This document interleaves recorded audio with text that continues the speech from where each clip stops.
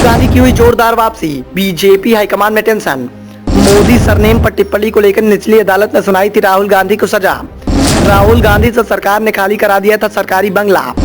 Supreme court के फैसले से बीजेपी हाईकमान को बड़ा झटका तो कांग्रेस को मिली नई ताकत। मोदी सरनेम पर टिप्पणी को लेकर निचली अदालत के फैसले के बाद से राहुल गांधी की मुश्किलें लगातार बढ़ती जा रही थी। निचली अदालत ने राहुल गांधी को दोषी करार देते हुए 2 साल की सजा सुनाई थी, जिसके बाद राहुल गांधी की लोकसभा सदस्यता समाप्त हो गई थी। इतना ही नहीं, राहुल गांधी से सरकार ने सरकारी आवास भी खाली करा दिया था। लगातार बढ़ती मुसीबतों के बीच में आने वाले लोकसभा चुनाव में भी राहुल गांधी का भविष्य अंधकार में दिखाई दे रहा था, क्योंकि आगामी लोकसभा चुनाव को कम वक्त ही बचा हुआ था। ऐसे में इस बात को लेकर अटकलें लगाई जा रही थी कि इस फैसले के बाद राहुल गांधी के द्वारा लोकसभा चुनाव से दूरी बनाई जाएगी, लेकिन निचली अदालत के द्वारा दिए गए आदेश को सुप्रीम कोर्ट ने सिरे से खारिज कर दिया। अगले साल होने वाले लोकसभा चुनाव से पहले सुप्रीम कोर्ट ने राहुल गांधी पर हुए मानहानि के मामले में बड़ा फैसला सुनाया है।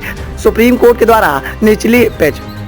कोर्ट ने निचली अदालत के द्वारा दिए गए 2 वर्ष के सजा के फैसले पर रोक लगा दी है। सुप्रीम कोर्ट के इस फैसले के बाद से ही कांग्रेस के खेमे में उत्साह का माहौल देखने को मिल रहा है। तो वहीं बीजेपी हाईकमान की टेंशन बढ़ी हुई दिखाई दे रही है, क्योंकि बीजेपी हाईकमान को भी इस बात का एहसास है कि राहुल गांधी की वापसी से कांग्रेस को मजबूती मिल सकती है। सिर्फ इतना ही नहीं, राहुल गांधी की वापसी विपक्षी गठबंधन के लिए संजीवनी बूटी का काम कर सकती है। पहले से ही विपक्ष के द्वारा लगातार मोदी सरकार को हर मोर्चे पर घेरने की रणनीति पर काम किया जा रहा है, तो दूसरी तरफ राहुल गांधी की जोरदार वापसी बीजेपी के लिए मुसीबत का सबब बन सकती है। दरअसल कल इस मामले को लेकर सुप्रीम कोर्ट में सुनवाई हुई तो राहुल गांधी के वकील अभिषेक मनु सिंघवी ने कहा कि मानहानि के मामले को लेकर राहुल गांधी की आवाज को दबाया गया है। राजनीति में मतभेद होते रहते हैं। मेरे मुवक्किल राहुल गांधी के द्वारा उस वक्त जो बयान दिया गया था, उस बयान में राहुल गांधी की मंशा वो नहीं थी जो विपक्ष के द्वारा बताई जा रही है। अभिषेक मनु सिंघवी ने कहा कि ये मामला उतना गंभीर भी नहीं है, ना ही मेरे मुवक्किल की छवि आपराधिक है।